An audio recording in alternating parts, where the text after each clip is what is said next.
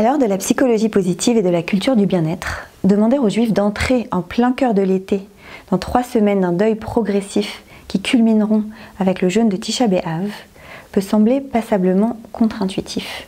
En effet, alors que le calendrier juif est plutôt marqué de fêtes, Tisha B'Av est la commémoration d'un événement sombre dans l'histoire juive.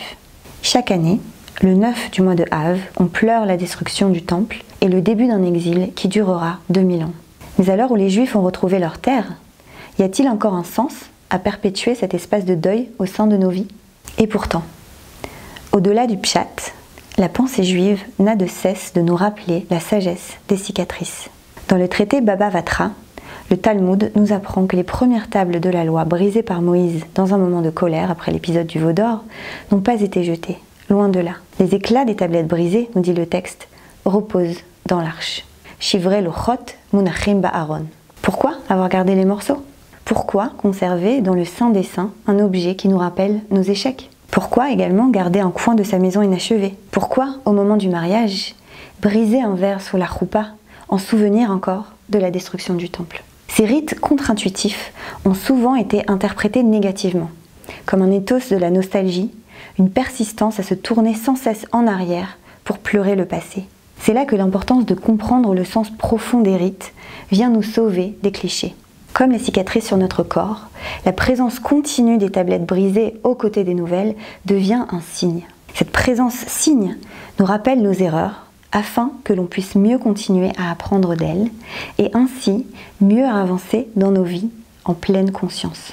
De même, la leçon de Tisha B'Av nous enseigne une sagesse profonde de vie. Paradoxalement, c'est en choisissant d'ouvrir un espace pour penser nos blessures que l'on peut mieux les soigner. C'est le même geste qui nous conduit à nous rendre à un rendez-vous chez le thérapeute dans une journée qui se passe bien, car nous savons qu'il faut explorer le passé pour mieux s'en libérer.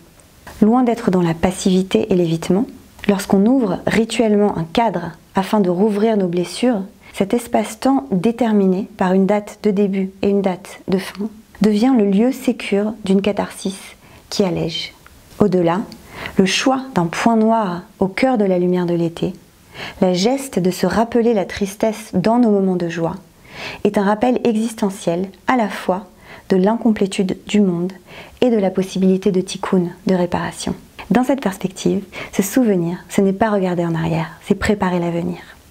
Aujourd'hui plus que jamais, alors que l'État d'Israël vient de fêter ses 75 ans et que les dissensions internes au sein du peuple inquiètent tout autant que les menaces extérieures, venir épouser la descente à laquelle nous invite Tisha B'Av, c'est suivre cette sagesse des cycles propres à la nature et dont la psychanalyse a fait un art. C'est en ouvrant un espace à nos parts d'ombre qu'on peut mieux les nettoyer. C'est en étant conscient de nos écueils qu'on peut mieux les éviter. C'est en prenant en compte notre histoire dans sa vérité pleine que l'on peut mieux construire notre futur.